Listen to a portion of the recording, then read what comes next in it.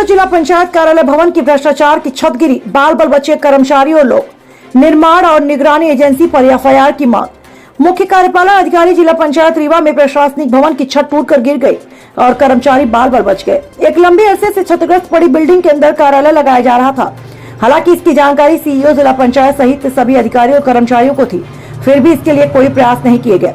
सबसे बड़ा सवाल यह है कि महज 12 वर्ष पहले बनाई गई यह बिल्डिंग कैसे धराशायी हो गई। क्या ग्राम पंचायतों में भ्रष्टाचार और काम की गुणवत्ता की निगरानी करने वाली एजेंसी जिला पंचायत के सीईओ और अधिकारी ये बता पाएंगे कि इस भ्रष्टाचार पर कार्यवाही कौन करेगा।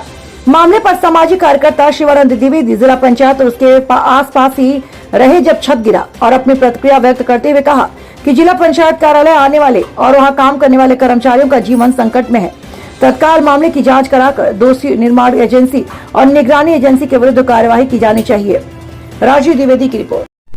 द्विवेदी जी, अभी आपके पीछे जो दिखाई दे रहा है ये जिला पंचायत मुख्यालय है रीवा, और अभी कुछ देर पहले ही ये इसका छत गिरा है, एक शेड पूरा गिरा है और नीचे पड़ा हुआ है। आप तो भ्रष्टाचार की अक्सर मामले उजागर करते हैं। अब जिस कार्यालय में आप पर आकर शिकायत करते हैं उसी कार्यालय में ये भ्रष्टाचार जैसा दिखाई दे रहा है, क्या कहना चाहेंगे इस संबंध में? इस विषय में हमारा ये कहना है कि चूँकि पंचायतों की हम लोग शिकायत करते हैं तो जिला पंचायत में शायद ये शिकायतकर्ताओं के लिए व्यवस्था बनाई गई है।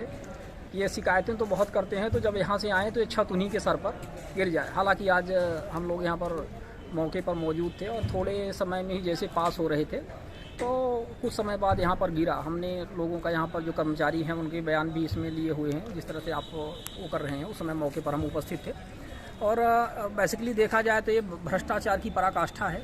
पूरी पंचायतों की और तमाम आदमी शिकायतें करता रहता है और हर जगह, और उनकी जांच वाँच करवाते हैं, रिकवरी आती है, तमाम कार्यवाहियाँ थोड़ी बहुत हो रही हैं। लेकिन अब इस पर कौन संज्ञान लेगा, इस पर कौन कार्यवाही करेगा? ये जिला पंचायत की यही स्थिति है।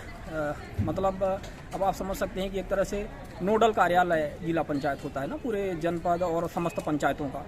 अब यहाँ का जब ये कार्य हो रहा था तो किस एजेंसी ने कार्य किया? नियमानुसार तो इसमें जो एजेंसी जिसने भी ये कार्य किया, निर्माण एजेंसी रही है, उसको ब्लैक लिस्ट किया जाना चाहिए, उनके ऊपर एफआईआर दर्ज की जानी चाहिए।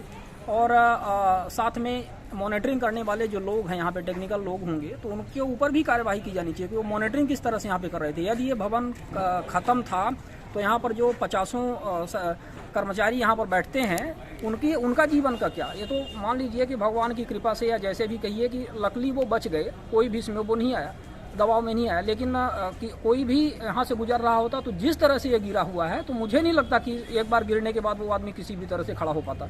तो इसमें बस एक ही चीज़ है कि जो भी समस्त निगरानी एजेंसी इसमें टोटल थी, जो भी यहाँ पे देख रहे हैं इस तरह के भवन जो भी जर्जर यहाँ पर हो चुके हैं, इन अधिकारियों के, निगरानी अधिकारियों के ऊपर एफआईआर दर्ज होनी चाहिए। जो निर्माण एजेंसी है उसके ऊपर एफआईआर दर्ज होनी चाहिए।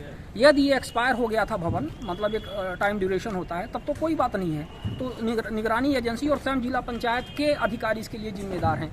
लेकिन यदि एक्सपायर नहीं हुआ था, इसका टाइम ड्यूरेशन था, जिस तरह से एक गारंटी पीरियड होता है, यदि वो था तो इसमें निश्चित तौर पर जो निर्माण एजेंसी है, जो भी ठेकेदार है, उसके ऊपर एफआईआर होना चाहिए और उसको ब्लैक लिस्ट किया जाना चाहिए। मेरी जानकारी के अनुसार 10 से 15 वर्ष के अंदर ही ये भवन बना हुआ है।